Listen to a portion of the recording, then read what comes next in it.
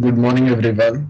So last time हम लोगों ने जो रिग्रेशन स्मोक टेस्ट किया था, सो वही सेम एक बार क्विकली रिवाइज कर लेंगे where we have stopped. Okay, just 1 minute, so we can just quickly revise it.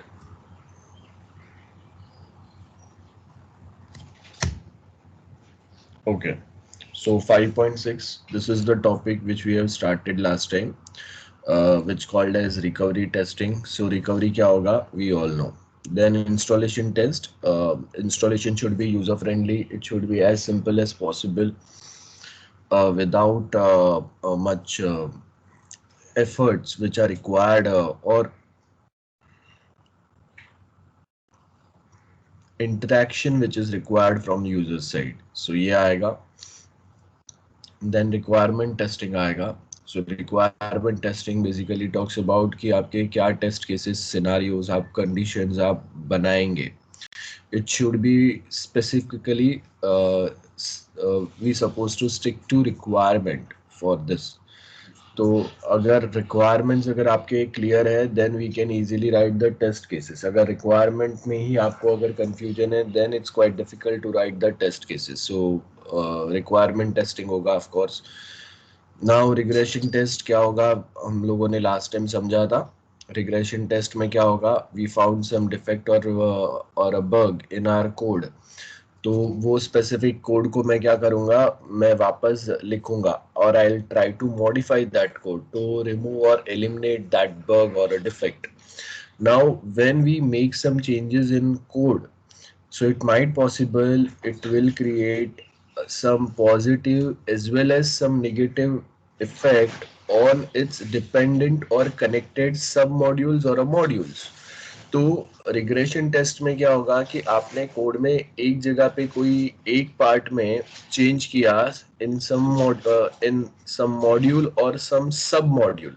तो उसके बाद में उससे कनेक्टेड या उससे डिपेंडेंट जो मॉड्यूल्स है उसको भी आपको वापस टेस्ट करना पड़ेगा. सो उसको हम लोग बोलते हैं regression test. Error handling test, of course जो ट्राई एंड कैच वाला जो पार्ट है वो तो आएगा ही. Exception handling, run time error handling, but at same point of time during a failure, during some transactions which are incomplete,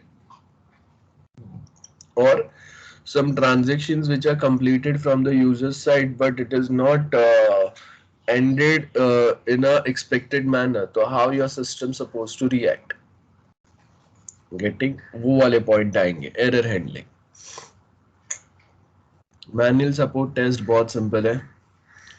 inter system test, अलग अलग लोकेशंस पे अलग अलग सिस्टम्स जो है वहां पे हम लोग ट्राई करेंगे कि यहाँ से अगर हम लोग डेटा एंटर कर रहे हैं, so how your system behaves. So, if we have um, uh, let's take an example of exam system. तो अब देखो, we have some exam for US university. अब आप देखो कि अलग अलग टाइम जोन से people will be attempting that exam. तो जब अलग अलग टाइम जोन से अटेम्प्ट कर रहे हैं तो उनके टाइम जोन के हिसाब से वो स्पेसिफिक टाइम पे that test should go live.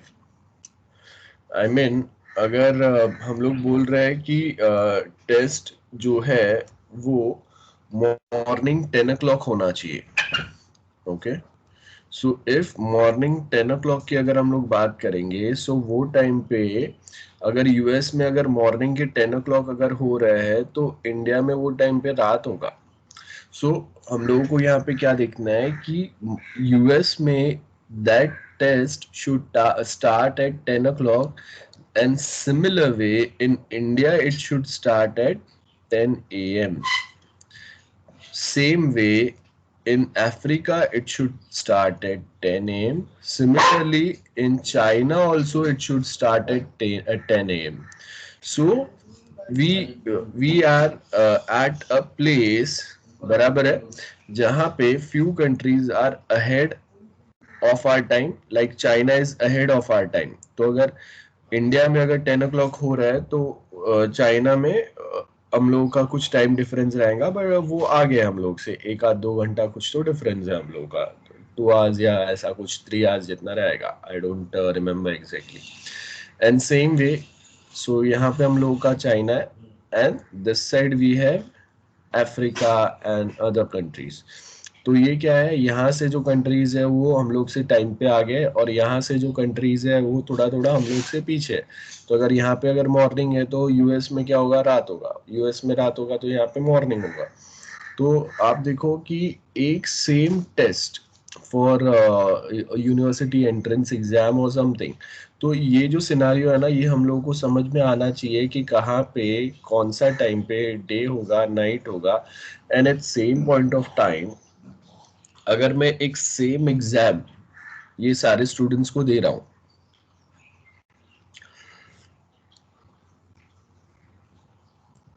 Now everyone is connected over internet.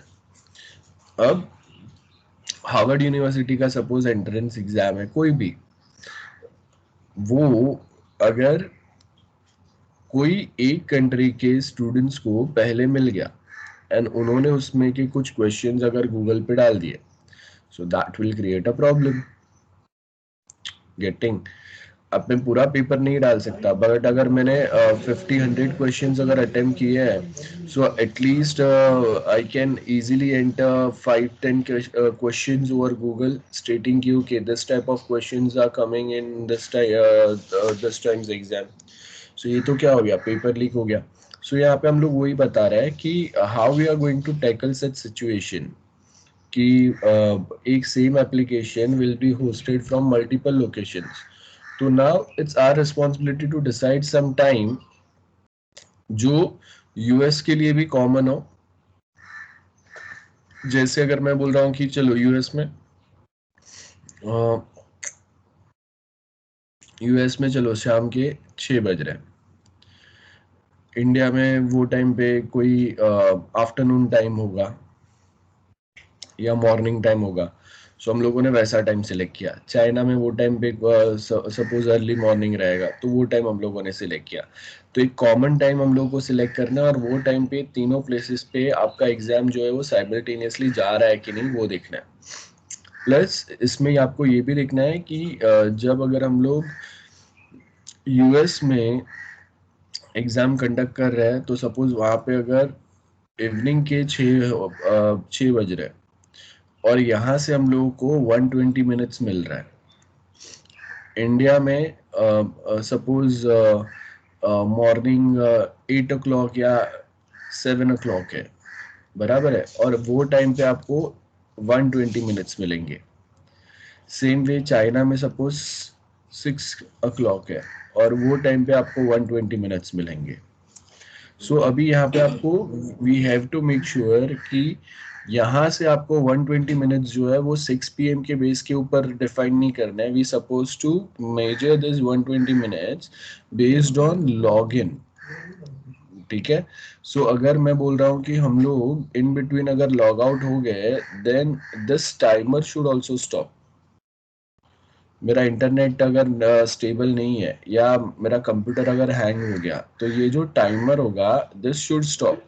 इसको अगर मैं अपने क्लॉक से अगर कनेक्टेड रखूंगा तो आप देखो कि अगर इन बिटवीन अगर मेरा जो कंप्यूटर है वो हैंग हो गया because of any XYZ reasons, restart हो गया, तो 8 AM I started with exam, 8:10 को मेरा कंप्यूटर हैंग हो गया, 8:20 इट अगेन स्टार्टेड बैक। तो ये जो 10-15 मिनट्स जो है ये तो मेरा ऐसे ही है। तो अगर मैं जो कंप्यूटर क्लॉक है उसके बेस के ऊपर अगर मैं ये टाइमर अगर सेट करता हूँ तो यहाँ पे क्या होगा कि जैसे मैं वापस लॉग इन करूंगा तो कंप्यूटर क्लॉक का टाइम 8:20 बता रहा है, मतलब मेरे 20 मिनट्स वेस्ट हो गए। Now I left with only 100 minutes. लेकिन अगर मैंने अलग से टाइमर सेट किया है जो 120 मिनट्स बता रहा है तो वो क्या करेगा, जैसे ही 8:10 को मेरा कंप्यूटर अगर हैंग हो रहा है तो वो टाइम पे आपका टाइमर स्टॉप हो जाएगा, और जब आप वापस लॉग इन करेंगे so it will show you time that is 110 minutes left. ठीक है, आई होप समझ में आ रहा है मैं जो बोल रहा हूँ।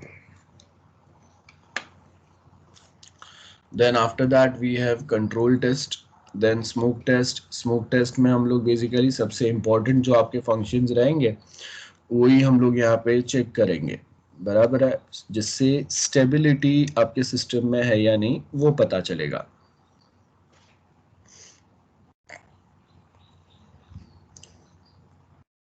Then we have ad hoc test. So ad hoc test का मतलब ही ये है कि randomly we can follow our testing pattern without a formal plan. That's what we mean by ad hoc word. So, suddenly at any moment, if I try to access any functions, whether those functions are ready or not. So that's what we try to check here. Planning में क्या होगा कि आई exactly no कि okay ये time पे ये वाला module work करना है, ये टाइम पे ये वाला मॉड्यूल पे वर्क करना है या टेस्ट करना है. So whoever responsible for that module will keep that module ready for that time being.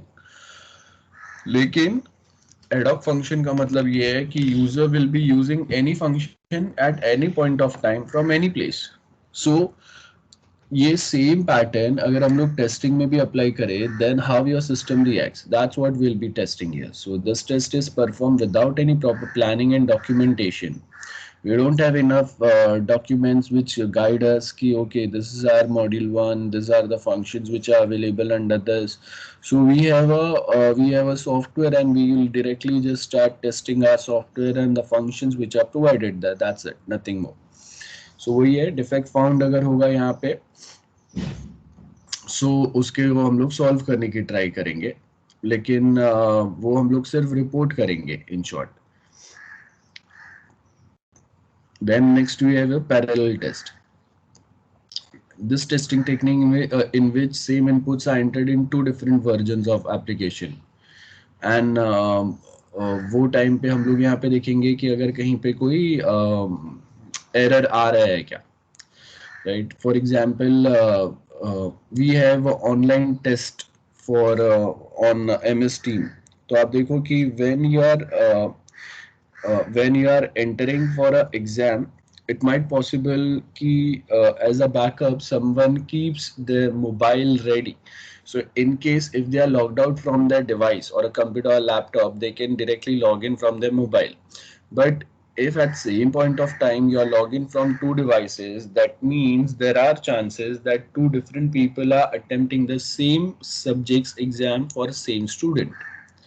That is the anomaly, that is the problem. So we have to make sure that if there are two parallel devices are going on, so during the exam we supposed to allow one student should enter one seat number from one device only. It should not happen कि एक student जो है is logged in from 2 or 3 different devices. Getting? So सबसे पहले तो ये point आएगा. Second thing, अब I have started my exam from my laptop. Suddenly my laptop got crashed or something. Now I have started back from my mobile. तो जहाँ पे मैंने टेस्ट स्टॉप किया था, it should continue from that point. Next important point, we have example of Facebook. तो if I post some photo और message, और suppose अगर मैंने स्टेटस अपडेट किया from my laptop, so it should immediately visible on my mobile as well. Next example, WhatsApp web. So अगर I am using WhatsApp web on my laptop and वो WhatsApp web से if I am entering some message, तो जैसे ही अगर मैं वो message enter करूंगा, it should be visible on my mobile. अगर वहां पे बहुत सारे अनरीड मैसेजेस है, कोई मैसेजेस को मैंने लैपटॉप से क्लिक किया, तो वो मोबाइल में भी रीड कंसिडर होने चाहिए. एंड अगर कोई मैसेज को अगर मैंने मोबाइल से अगर रीड किया, so it should convert it to read status on my laptop as well. So this is the situation which is going on. Then execution test, of course हम लोग को पता ही है, execute all the test cases. Operation test, operation ensures आपका software अलग अलग operations या अलग अलग सर्विसेज के लिए रेडी है या नहीं. That's what we mean by operation test. So operational requirement includes things such as performance, security, stability, जो भी हम लोगों ने पढ़ा है वो सब कुछ यहाँ पे आ गया. तो प्रॉपर मेंटेनेबिलिटी फॉलो हो रहा है कि नहीं, all the functions whether if I'm authorized to access something, so those functions should be accessible to me. So based on the level or type of users, dedicated functions which are there by our system, it should be accessible to them, है ना. Interoperability बहुत simple है, mobile to laptop and in during laptop also from different operating system it should be accessible in a similar way. सो ये point आएगा. Then उसके बाद में backup recovery, ये तो बेसिक पॉइंट्स है. नाउ बैकअप एंड रिकवरी के लिए हम लोग को पता ही है, will be using something which is called as RAID. Okay, RAID, backup and recovery, very important. We use RAID technology. तो रेड टेक्नोलॉजी का पर्पस क्या होगा, ये आपको ओके आई होप आपको पता रहेगा. ऑपरेटिंग सिस्टम और उसमें पढ़ा भी रहेगा आपने. रिडंडेंट एरे ऑफ इंडिपेंडेंट और इनएक्सपेंसिव. इंडिपेंडेंट आएगा यहाँ पे, ये इनएक्सपेंसिव आएगा डिस्क. सो हम लोग के रेड के दो फुल फॉर्म्स रहते हैं. Redundant array of independent disk, that is the hardware RAID, जहाँ पे इंडिविजुअल दो हार्ड डिस्क हम लोग कनेक्ट करेंगे. ठीक है, this is my first hard disk, this is my second hard disk. ये मेरा एक फाइल है या डेटा है, तो इसका एक ओरिजिनल हार्ड डिस्क में जाएगा और उसका एक कॉपी जो है वो यहाँ पे डुप्लीकेट हार्ड डिस्क में जाएगा. तो ये उसका बैकअप क्रिएट हो रहा है. ये ओरिजिनल हार्ड डिस्क है, ये कॉपी, और I can say this is the backup. इसमें और भी टाइप्स रहते हैं, रेड 0, 1, 2 वैसे लेके रेड 10, दैट इज रेड 10 या रेड 01, बहुत सारे होते हैं. सो हार्डवेयर रेड होगा. सॉफ्टवेयर रेड का मतलब क्या होगा, इनएक्सपेंसिव डिस्क, मतलब यहाँ पे जिसको सॉफ्टवेयर रेड बोलते हैं. तो सॉफ्टवेयर रेड में क्या होगा, this is my hard disk let's suppose. तो उसमें से फर्स्ट हाफ जो है ये मेरा ओरिजिनल डेटा रहेगा और सेकेंड हाफ जो है इसमें मेरा बैकअप रहेगा. So in one hard disk only I am creating backup for my data. अगर मेरा डेटा अगर ज़्यादा इम्पोर्टेंट नहीं है या मेरा डेटा का वैल्यू इतना नहीं है कि मैं अलग से वापस एक एक्स्ट्रा हार्ड डिस्क पे खर्चा करूँ, तो हम लोग एक ही हार्ड डिस्क को दो पार्ट में डिवाइड कर सकते हैं. सो सपोज अगर ये 1 TB का हार्ड डिस्क है, so I divide it in 2 equal parts, जिसमें से फर्स्ट पार्ट जो होगा उसमें मेरा ओरिजिनल डेटा रहेगा, सेकेंड पार्ट में ऑफकोर्स बैकअप रहेगा. सो यहाँ पे 1 TB में से 500 नहीं होगा. सी ड्राइव का आपका जो 100-200 GB है वो हटा दो. So you left with 800 GB. वो 800 GB में से 400 आपका ओरिजिनल डेटा रहेगा, 400 बैकअप रहेगा. So that's how it's go. So ये आपका पॉइंट हो गया बैकअप के लिए. ठीक है, बैकअप रिकवरी ये दोनों में सेम वे में काम करेगा. सो उसमें अलग अलग टाइप्स रहता है. ऑपरेटिंग सिस्टम में हम लोग मेनली पढ़ते हैं रेड, अपने FI में आई होप पढ़ा ही रहेगा. देन ये हो गया. Then we have compliance test. So compliance test का मतलब क्या है, where we are compliant, where we are following defined standard protocols, rules or not.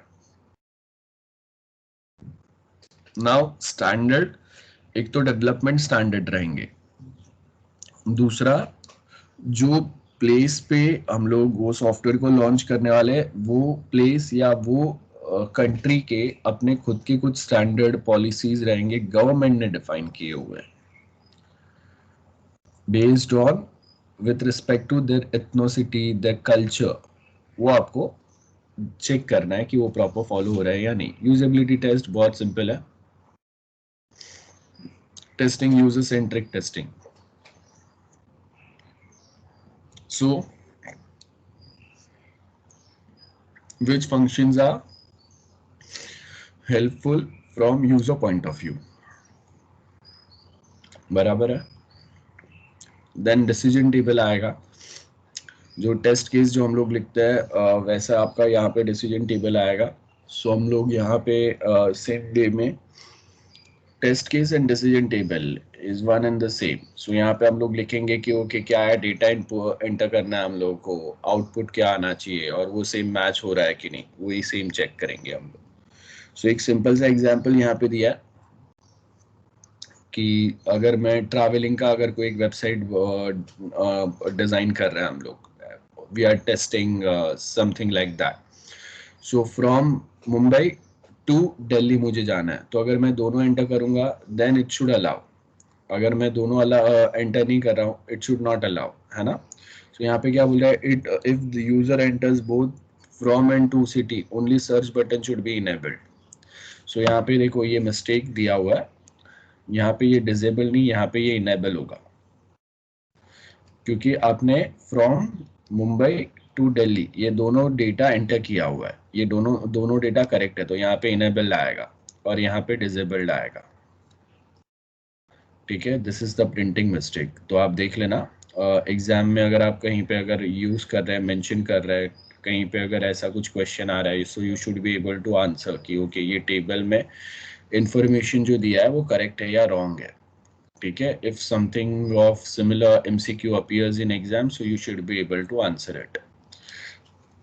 बहुत सिंपल है. हम लोगों ने क्या बोला, if the user enters both from and to city, तो उसकी तभी क्या होगा, सर्च बटन जो है वो एक्टिवेट होगा या इनेबल होगा.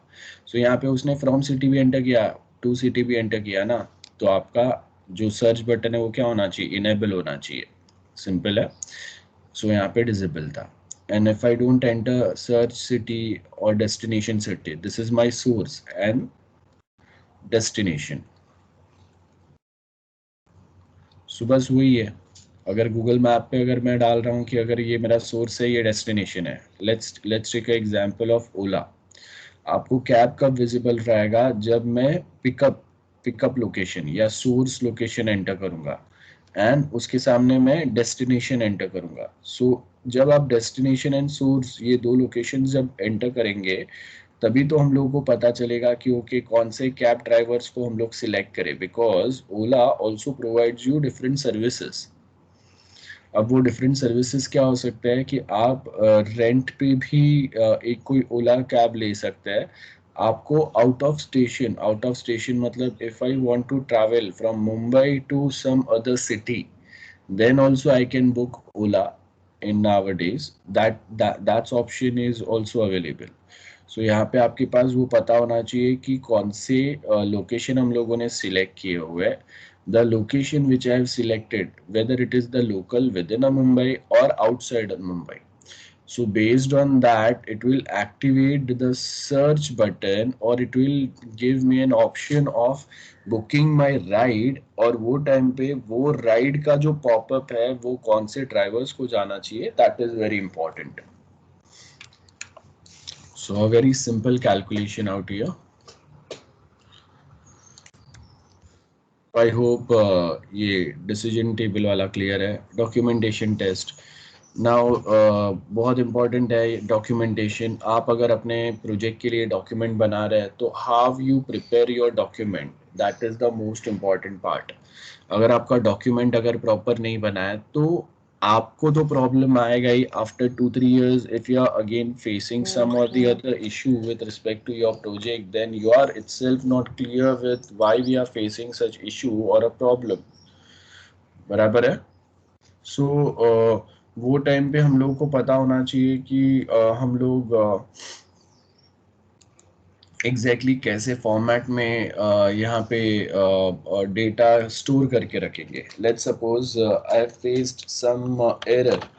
ठीक है. सो अब फर्स्ट टाइम जब अगर मैंने कोई एक बग या डिफेक्ट सॉल्व किया विथ रिस्पेक्ट टू जैसे ऑनलाइन एग्जाम कंडक्ट करने का मैंने आपको बताया एग्जाम्पल, तो for the very first time I faced some or the other errors या bug.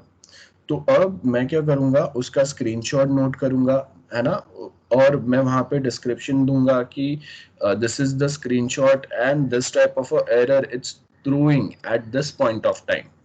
And once I solve that error by making some changes in my coding database जहां पे भी, उसके बाद में I'll provide description for that same thing कि okay, these are the points or these are the steps which I have followed based on which this error or a bug is solved now. तो ये information आपके पास होना चाहिए, और again उसका index बनेगा. Index मतलब मॉड्यूल बाय मॉड्यूल ये अलग अलग एरर्स आपको मिले थे. तो नेक्स्ट टाइम अगर मुझे अगर कोई एक एरर आता है, सो इंस्टेड ऑफ अप्लाइंग और going for trial and error, मैं डायरेक्टली जाके क्या करूंगा, मैं वो डॉक्यूमेंट ओपन करूंगा, उसके इंडेक्स में जाके देखूंगा कि ओके मॉड्यूल 1 में हम लोग को इतने टाइप के एरर फेस हुए थे, उसमें से कोई एक एरर मुझे जो अभी सिस्टम में फेस हो रहा है उससे मैच हो रहा है क्या, नहीं हो रहा है, ठीक है, मॉड्यूल 2 में से नहीं हो रहा है, मॉड्यूल 3 में से हो रहा है, so I will just follow the steps which are provided in that document, और मेरा एरर बहुत इजीली सॉल्व हो जाएगा. So not just for a current developer, but आप अगर जॉब छोड़ के जाते हो और आपके बाद अगर कोई वो प्रोजेक्ट पे आ रहा है, तो उसको भी ये डॉक्यूमेंटेशन बहुत हेल्प करेगा. तो we have different categories of documents. एक यूजर मैनुअल होता है, दैट इज आल्सो डॉक्यूमेंट. आप रिक्वायरमेंट गैदरिंग के टाइम पे एक डॉक्यूमेंट बनाते हैं. डिजाइनिंग का एक डॉक्यूमेंट बनेगा जिसमें सिर्फ रिक्वायरमेंट स्पेसिफिक डिजाइन्स जो आपने अलग अलग बनाए वो रहेंगे. कोडिंग का ऑफ कोर्स बनेगा ही, जहाँ पे हम लोग मेंशन करेंगे कि ओके कौन सा कोडिंग हम लोगों ने क्या पर्पस के लिए कभी ऐड किया था, और वहाँ पे अगर चेंजेस किए तो कैसे किए. कोई एक कोड अगर हम लोगों ने कोई दूसरे प्रोजेक्ट से अगर रीयूज किया था, बोरो किया था, तो एग्जैक्टली वो प्रोजेक्ट कौन सा है, ये सारे इंफॉर्मेशन विल एंटर है. तो अगर किसी को अगर कोडिंग में चेंज करना है, so he will be referring coding वाला डॉक्यूमेंट. किसी को अगर डिजाइन में चेंज करना है, so he will refer that document. Requirement में अगर कहीं पे कोई अगर ग्लिचेस है, technical glitches if are there in requirement of, or if there are some redundancy or some confusion with respect to requirements, then we are supposed to follow the requirement document. And same way it goes with the testing as well.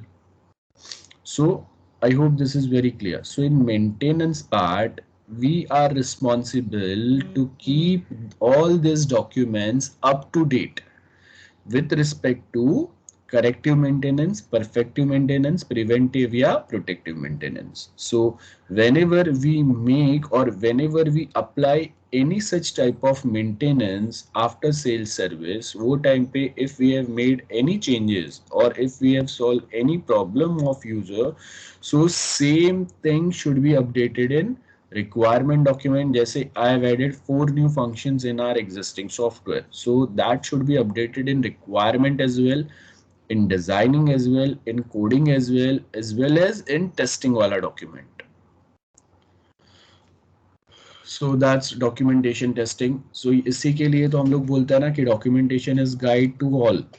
But maintain करना documentation, इसके लिए आपको अलग से बहुत ज़्यादा मेहनत करना पड़ता है. तो सपोज कि अगर I am working on some code for 10 days, सो minimum 3 days are required for putting everything जो आपने 10 दिन में किया है वो डॉक्यूमेंट में डालने के लिए. सो मेनली हम लोग अगर कभी अगर बोलते हैं कि टोटल डेवलपमेंट टाइम आपका कितना लगेगा, तो development time plus document maintenance time ये कैलकुलेट करके we suppose to provide the total time. Same goes with designing, same goes with testing. So all documents specifying certain activity, requirement, procedure or results tested to check its quality. Document test generally includes requirement document, test plan, test suits आएंगे, है ना, ये अलग अलग type के आपके documents आएंगे. Training testing, of course, now with minimum test, if your user is able to work for a maximum part of your software, that means your software is passing the acceptance test. So we supposed to provide that type of a training. So यहाँ पे हम लोगों ने discuss किया था कि एक तो लेगेसी फॉलो होगा. लेगेसी में अगर ऑलरेडी वो लोग कोई सॉफ्टवेयर अगर कंप्यूटर पे यूज कर रहे थे तो उसके ही सेम आर्किटेक्चर, उसका ही कुछ शॉर्टकट्स, फंक्शंस, जो पैटर्न रहेंगे वो हम लोग इनहेरिट करेंगे इन are updated software. But always following legacy is not possible. बराबर है. तो वो टाइम पे हम लोग क्या करेंगे, like I can follow legacy when we are developing some updated software for computer only. So आप पहले कंप्यूटर पे ही कोई एक सॉफ्टवेयर यूज कर रहे थे, like you were using MS power point type, या आप अगर कोई एक ओके जीमेल टाइप सर्विस आप यूज कर रहे थे. तो अभी आपको पता है कि जीमेल में कहाँ पे क्या फंक्शन दिया हुआ है, कैसे ईमेल सेंड अटैच करना है, कैसे सेंड करना है. तो जब अभी मैं अलग से हम लोगों का कस्टमाइज ईमेल सिस्टम अगर बनाऊंगा, so I will follow the same steps, I will follow same pattern. But same thing is not possible when I implement same software in a mobile.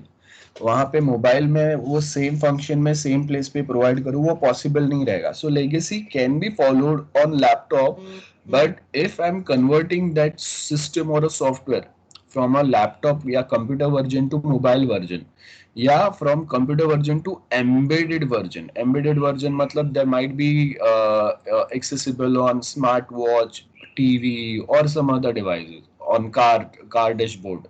तो वो टाइम पे legacy, following the legacy is not possible. आपको वहां पे changes करने ही पड़ेंगे. So if you are accessing Gmail from your mobile, function might change. And when you are access मतलब options, where those options are located, that will change. और जब आप उसको लैपटॉप से एक्सेस कर रहे हैं तो वो टाइम पे ऑप्शन का लोकेशन जो है वो अलग रहेगा. I hope this is very simple. Okay, just 1 minute.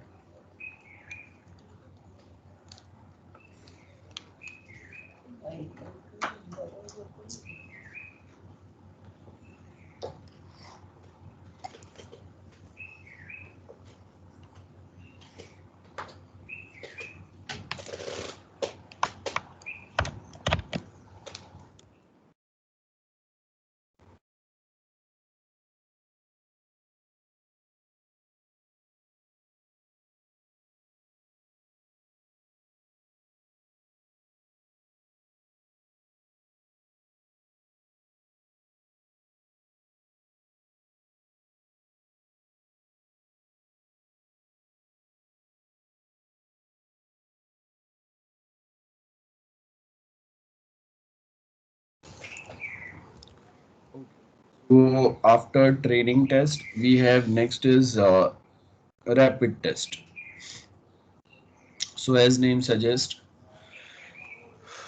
कोई फंक्शंस को रैपिडली आपको टेस्ट करना है, नथिंग एल्स. सो जैसा नाम है वैसे ही होगा कि आपको यहाँ पे क्या करना है. प्रोडक्ट दैट इंक्लूड्स और इन्वॉल्व सॉफ्टवेयर, क्या मेथोडोलॉजी होगा, कैसे आपको फॉलो करना है, वो सब हम लोग देखेंगे. फॉर एग्जाम्पल, अगर कोई एक सपोज ऑनलाइन एग्जामिनेशन है. अब देयर माइट पॉसिबल कि अगर 30 minutes का एग्जाम है तो some students might appear for 30 minutes and some students might appear just for 5 minutes या just for 2 minutes. ठीक है, होता है ये बहुत बार. तो अगर 30 minutes का एग्जाम अगर किसी को 5 minutes में ही कंप्लीट कर रहा है, तो जब वो नेक्स्ट नेक्स्ट क्लिक करेगा, सो कितना क्विकली वो क्वेश्चंस उसको विजिबल हो रहा है और कितना quickly he can finish the test. So वो हम लोग रैपिड टेस्ट पे डालेंगे. तो जैसे अगर हम लोगों को MCQs विजिबल है ऑन MS Team, सो वो MCQs में कितना क्विकली आंसर करके नेक्स्ट MCQ पे जा सकता हूँ, और अगर मैं सबमिट करूंगा तो कितना क्विकली ये सारा प्रोसेस कंप्लीट हो रहा है. ठीक है, वो यहाँ पे देखेंगे. कंट्रोल फ्लो ग्राफ, ये हम लोगों ने ऑलरेडी देखा था जब मैंने आपको पाथ टेस्टिंग की बात की थी. So when we enter, so अगर मेरा यहाँ पे कुछ स्टेटमेंट दिया हुआ है, then we have this condition. अगर ट्रू है तो वो नेक्स्ट वाले इफ कंडीशन पे जाएगा, फॉल्स है तो वो यहाँ पे ये स्टेटमेंट को एग्जीक्यूट करके it will end this loop. Then so यहाँ पे क्या होगा, this is first if condition, ठीक है, ये इफ कंडीशन है। सो अगर ये ट्रू होगा it will go to second if condition, if two, बराबर है। अगर ये फॉल्स है तो यहाँ से ये एग्जिट हो जाएगा, है ना, लूप आपका एंड हो जाएगा यहाँ पे।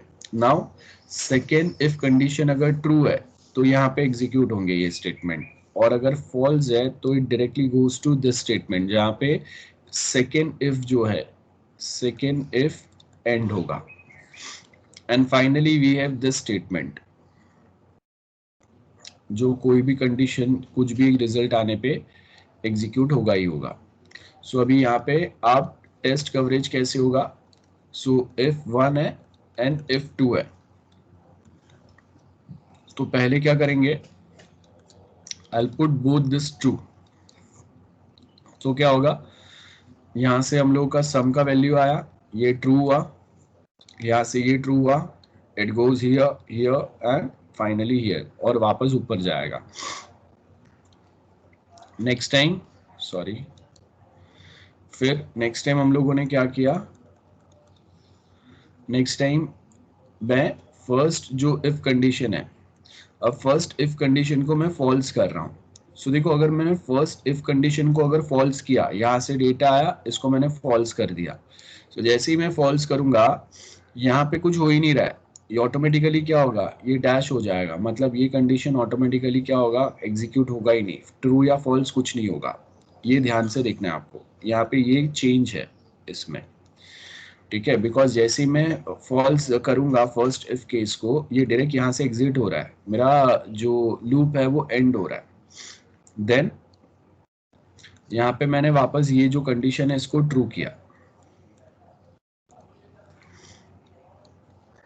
सो अब मैं ये कंडीशन को ट्रू कर रहा हूं, तो उसके बाद में सेकेंड कंडीशन को मैं फॉल्स करूंगा। तो ये ट्रू किया, देन ये कंडीशन को मैंने फॉल्स किया, सो ये यहां से ये वे में जाएगा। Okay, then after this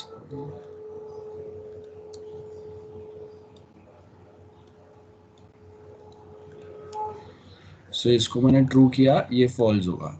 after this last क्या आ सकता है, फॉल्स फॉल्स आ सकता है, लेकिन वो पॉसिबल ही नहीं है हम लोग के केस में, क्योंकि अगर ये मैं फॉल्स कर रहा हूं, देखो यहाँ पे हम लोग के चार केसेस कैसे आएंगे, true true, true false, false true and false false. तो as per the current given condition, जैसे ही मैं फर्स्ट इफ को अगर ट्रू करता हूँ, फॉल्स करता हूँ, मेरा लूप जो है वो एंड होता है, तो सेकेंड इफ पे जा ही नहीं रहा है वो, सबसे इंपॉर्टेंट बात ये है। तो यहाँ पे ये चारों कंडीशंस फुलफिल होंगे ही नहीं। जब कभी फर्स्ट इफ मेरा फॉल्स होगा, सेकेंड इफ पे वो जा ही नहीं रहा है, तो टोटल हम लोग के तीन कंडीशंस आएंगे, दोनों ट्रू है, सेकेंड फर्स्ट वाला ट्रू है, सेकेंड फॉल्स है, फर्स्ट वाला अगर फॉल्स है तो सेकेंड में कुछ नहीं हो रहा है, ये तीन कंडीशंस ही आएंगे। सो यहाँ पे आपके ये तीन कंडीशंस आएंगे इसके बेस के ऊपर, ठीक है, this will be the three conditions. याद रखो, जब आपके जैसे ये आपका यहाँ पे ये लूपिंग पैटर्न जैसे चेंज हुआ, ये कंट्रोल फ्लो जैसे चेंज हुआ, वैसा मेरा जो टेस्ट केसेस है वो चेंज हो गया। So this is the change here. और उसी का यहाँ पे आपको एक्सप्लेनेशन दिया हुआ है, कोड दिया हुआ है, you can just simply read this control flow graph. उसके बाद में नेक्स्ट जो है generating test on the basis of combinational designs. अब कॉम्बिनेशनल डिजाइंस का मतलब क्या है, we have provided some designs where we are stating like okay this is my model input space, ये मेरा test environment होगा। test environment means the same data I'll be putting on a Windows platform or Linux platform or on Android or iOS. So where I'll be putting, or where from which type of a platform or an operating system I'll enter those data, that's what we are testing here. So अगर आप यहाँ पे देखेंगे, we supposed to generate test on the basis of combinational designs. Combinational designs means the design which I have prepared with respect to a different operating system, different configurations of our systems. So जैसे forward and backward test हम लोगों ने देखा था, like if I have developed some application, तो अभी जब मैंने एप्लीकेशन डेवलप किया तो वो एप्लीकेशन जो डेवलप हुआ it was developed on Android 10. So backward test में क्या होगा, how your application reacts on Android 6, 7, 8, that is the backward test, and how your application reacts on Android 11, 12, something like that. बराबर है. So ये way में आपके अलग अलग दो टेस्ट आएंगे. सो यहाँ पे if you notice what we have is software applications are often designed to work with the variety of environment. Environment means variety of operating systems. Now combinational factors such as operating system, network connection change करेंगे, या फिर जो computers पे हम लोग workout कर रहे हैं उसका हार्डवेयर कॉन्फ़िगरेशन जो है वो चेंज होगा, हार्डवेयर प्लेटफॉर्म चेंज होगा. सो यहाँ पे क्या हो गया, environment got changed. So when we have like यहाँ पे हम लोग के पास एक थिन क्लाइंट है और यहाँ पे एक थिक क्लाइंट है. सो अब थिन क्लाइंट मतलब क्या होता है कि आपका ऑपरेटिंग सिस्टम भी जो लोड होता है वो सर्वर से होता है. जो क्लाइंट्स जो होता है ना उनके पास सिर्फ स्क्रीन होगा, कीबोर्ड होगा, ठीक है, here we have this keyboard and mouse, बस इतना ही चीज होगा. इसको छोड़ के और कुछ नहीं है. जो जो कैबिनेट होता है, जो डब्बा होता है, ये होता नहीं है थिन क्लाइंट में. वो किसके पास रहेगा, सर्वर के पास रहेगा. सो if I want to open one application, तो that request also goes to server. अगर मुझे एक notepad फाइल भी ओपन करना है, that request also goes to server. और सर्वर साइड से अगर एक्सेस होगा तो फिर notepad भी आपके कंप्यूटर पे ओपन होगा, अदरवाइज नहीं होगा. Thick client, normal client server architecture, जहाँ पे एक मेन सर्वर रहेगा और बाकी के सारे इंडिपेंडेंट हम लोग के क्लाइंट्स रहेंगे. सो अब हम लोग यहाँ पे देखेंगे कि जो मेरा एप्लीकेशन जैसे वे में बिहेव कर रहा है under a thick client, same way में वो थिन क्लाइंट बेसिस पे भी वर्क कर रहा है क्या, that's first thing. So each environment corresponds to a given set of values for each factor known as test configuration. For example Windows XP पे dial up connection पे वो कैसे चलेगा, ब्रॉडबैंड कनेक्शन पे कैसे चल रहा है. If I am using VPN connection, how your system reacts. If I am using mobile hotspot, how your system reacts. और अगर मेरे पास रैम अगर सिर्फ 512 MB है तो आपका सिस्टम या सॉफ्टवेयर कैसे रिएक्ट कर रहा है. एंड अगर मेरे पास जो रैम है वो सपोज 4 GB है तो आपका सिस्टम कितना फास्ट वर्क कर रहा है. अब आप देखो कि अगर 512 MB अगर रैम है और 4 GB या 8 GB रैम है, अब 512 से 8 GB इज वे बेटर. तो वो टाइम पे जब अगर मैं 8 GB रैम वाले कंप्यूटर पे अगर अपना सॉफ्टवेयर अगर एग्जीक्यूट कर रहा हूँ या एक्सेस कर रहा हूँ या टेस्ट कर रहा हूँ, it should give me better performance. और जब अगर मैं 512 पे अगर उसको हैंडल करूंगा, it should give me slow performance compare to this one. लेकिन अगर दोनों में वो सेम वे में ही परफॉर्म कर रहा है, सो मतलब रैम ज्यादा या कम करने से मतलब ही नहीं बन रहा है. Then next we have is to ensure the high reliability. Reliability का मतलब क्या है, we all know, availability and limited failures and faster recovery. So वो इंटेंडेड एनवायरनमेंट में वो सेम वे में आपका प्लेटफॉर्म रिएक्ट कर रहा है क्या, वो देखेंगे हम लोग. So we have consider a program that takes two integer. x का वैल्यू 0 है, y का वैल्यू 0 है. Now the input space of p is set to of all pairs of positive non-zero integers. ये देखना है हम लोगों को. Now suppose that this program is intended to execute on Windows and Mac OS. और Netscape browser पे safari browser use होगा. मतलब मैक ओएस पे सपोज मेरा नेटस्केप या सफारी ब्राउजर यूज हो रहा है एंड विंडोज पे मेरा इंटरनेट एक्सप्लोरर या जो एज आया है वो यूज हो रहा है या फिर क्रोम यूज हो रहा है. तो वो टाइम पे हाउ इट रिएक्ट्स. अगर मैं मेरे पास नेटवर्क में एक प्रिंटर कनेक्टेड है, ओके, नाउ जो प्रिंटर नेटवर्क में कनेक्टेड है उस पे मैं मोबाइल से भी प्रिंट कमांड दे सकता हूँ एंड कंप्यूटर से भी प्रिंट कमांड दे सकता हूँ.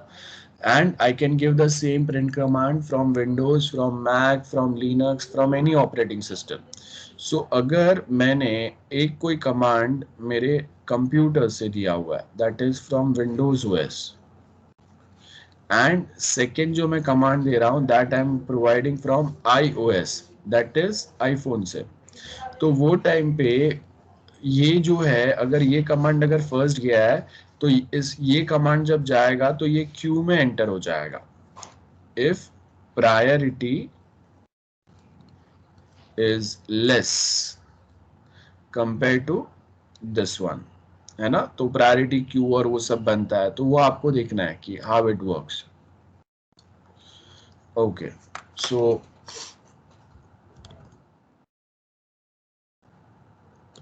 सो यहाँ पे हम लोग वही सेम डायग्रामेटिक वे में भी try to represent the things like the configuration space of P consist of क्या क्या इनपुट रहेगा, एक्स क्या होगा, कौन से ऑपरेटिंग सिस्टम रहेंगे, लोकल प्रिंटर अगर शेयर रहेगा तो क्या रहेगा.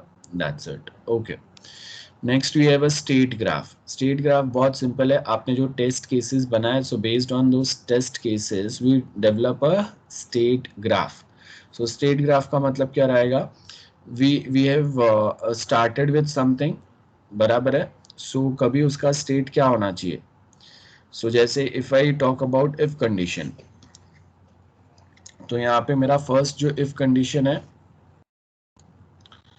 सपोज मेरा फर्स्ट इफ कंडीशन जो है उसका स्टेट है ट्रू है, तो ट्रू से it goes to second if condition जिसका स्टेट ट्रू है, बराबर है. सो ये स्टेट टू स्टेट और लास्ट में वो एंड होना चाहिए सक्सेसफुली, और एल्स वापस वो ऊपर जाना चाहिए. तो ये सेम स्टेट्स जो है वो फॉलो हो रहा है या नहीं वो हम लोग देखेंगे.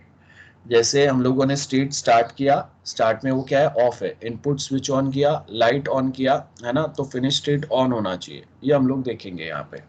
That is the state graph. एक कोई बेटर एग्जाम्पल हम लोग ले सकते हैं of state graph.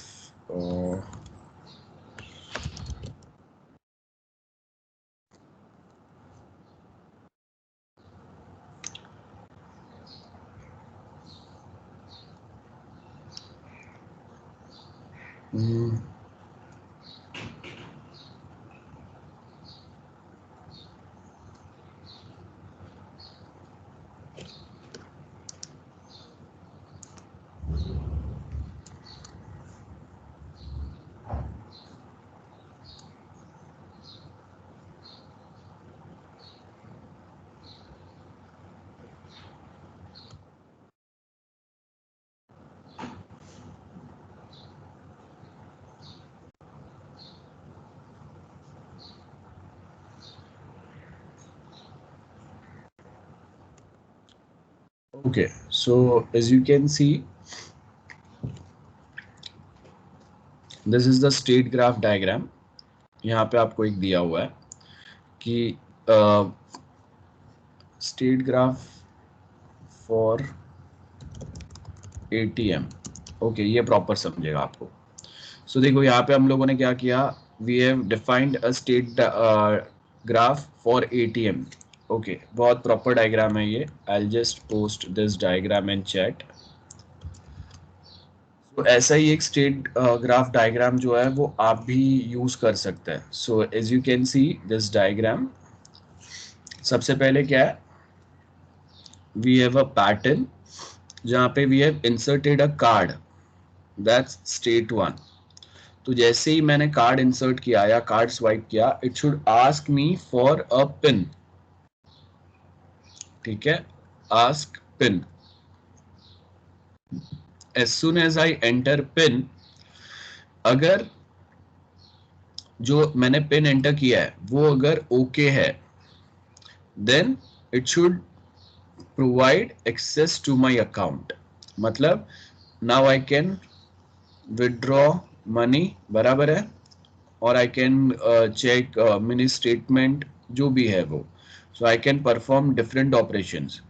I can perform different operations. Same way first time अगर मैंने रॉन्ग पिन एंटर किया, सो वो क्या करेगा, पिन इज नॉट ओके, आपको वापस वो पिन एंटर वाले स्क्रीन पे लेके जाएगा. Again if I enter a pin, if it is okay it goes to this part. अगर नहीं है तो again it will drag me at third and final pin entering state. और थर्ड टाइम भी अगर मैंने पिन जो है वो रॉन्ग एंटर किया, मेरा कार्ड जो है वो ब्लॉक हो जाएगा. This is I am talking about debit card. ठीक है. So we have ATM state diagram, जहां पे फर्स्ट हम लोगों ने we have enter something, then we waited for a pin और a window to appear where I can enter my pin. जैसे मैंने पिन एंटर किया, अगर पिन करेक्ट है तो वो क्या करेगा, आपको अकाउंट का एक्सेस दे देगा. If pin is not correct, second try पे लेके जाएगा. सेकेंड टाइम भी अगर pin is not correct, third try पे लेके जाएगा. और थर्ड टाइम भी अगर आपने रॉन्ग पिन एंटर किया, आपका कार्ड जो है वो ब्लॉक हो जाएगा. ठीक है. So this is the simple state diagram. I hope this is very clear to everyone. So make sure आप ऐसे डायग्राम्स जो है इसको अलग से कहीं पे नोट करके रखें. ओके. सो अलग अलग से चीज़ों को हम लोग ये अलग अलग वे में ऐड कर सकते हैं. So as you can see again this one is again one state transition diagram.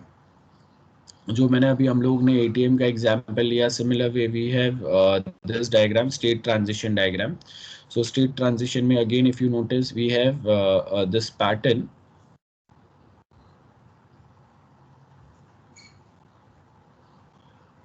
सो यहाँ पे आपको क्या बता रहा है, एज यू कैन सी, हाँ. So we have this diagram here. So यहाँ पे क्या हो रहा है, if you notice first attempt pass हुआ तो होम पेज पे या आपका जो पेज है वहाँ पे लेके जाएगा. फेल हुआ तो सेकेंड अटेम्प्ट, देन पास हुआ तो home page. Second attempt fail हुआ तो थर्ड अटेम्प्ट पे, पास हुआ तो होम पेज, एल्स अकाउंट जो है आपका लॉक हो जाएगा. So this is the simple state diagram. और उसके लिए ये टाइप का आपके पास टेबल बनने आना चाहिए. This is the table which we suppose to create for this, remember. So state transition diagram जो बनेगा उसके साथ में ये सिमिलर टाइप का टेबल बनेगा. Both should be provided or you supposed to create such table based on the state diagram जो आपने बनाया हुआ है. सो अगर मैं बोल रहा हूँ कि फर्स्ट, अगर मैं फर्स्ट अटेम्प्ट अगर कर रहा हूँ, सो वो टाइम पे मैं कौन से स्टेट पे हूँ, S1. सो यहाँ पे मैंने आपको जो सॉरी, यहाँ पे मैं जो मैंने आपको यहाँ पे ये स्टेट ट्रांजिशन डायग्राम बताया. सो यहाँ पे simply we enter, we write this is state 1, this is state 2, ये state 3 है, ये state 4, state 5, state 6 and state 7. अब स्टेट ट्रांजिशन डायग्राम अगर मेरा बनेगा तो जैसे हम लोगों ने यहाँ पे देखा इन दिस टेबल, तो क्या होगा, स्टेट आएगा, देन आपका लॉगिन आएगा. अगर करेक्ट पासवर्ड पे कहाँ पे जाएंगे, इनकरेक्ट पासवर्ड पे कहाँ पे जाएंगे, है ना.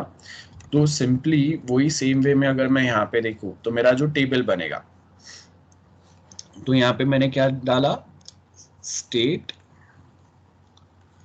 Then we have condition and result. So if my state is S1, so S1 से वो मुझे कहाँ पे लेके जाएगा, S2 पे. कंडीशन क्या होगा, S2. और S2 पे अगर मैंने पिन एंटर किया, बराबर है, सो S2 पे वेटिंग फॉर पिन. S2 पे अगर मैंने पिन एंटर किया तो S3 पे लेके जाएगा. और S3 से रिजल्ट कहाँ पे लेके जाएगा मुझे, आइदर ऑन S7 और on S4. Then same way वापस आप अभी कहाँ पे है, आपका स्टेट जो है वो चेंज हो गया अभी, बराबर है. तो आप अभी कहाँ पे है, now I am at state 3, बराबर है. तो स्टेट 3 से फिर मैं स्टेट 4 पे गया और फिर वहां से हम लोग कहाँ पे जाएंगे. सो ये आप सिंपल जो है यहाँ पे स्टेट डायग्राम डाल के ऊपर जो मैंने आपको टेबल दिया वैसा आप सिंपल स्टेटमेंट वे में लिख सकते हो. और you can write it in this way as well. Okay, आपको ऐसे बहुत सारे एग्जाम्पल्स मिल जाएंगे. तो ये आपका स्टेट ट्रांजिशन डायग्राम है. Then risk associated with new technology, of course, we have advantage and disadvantage, both are there.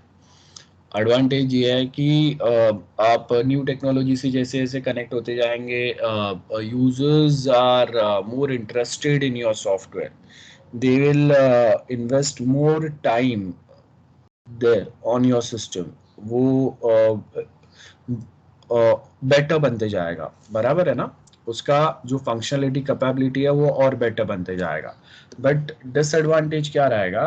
Disadvantage is like okay, we are not left with much time, so next lecture में मैं ये continue करता हूँ immediately जो अभी हम लोग start करेंगे. Okay, anyone, any doubt? अगर if you have any doubt we can discuss it in next lecture. Okay, so I'll stop this lecture here. Hello.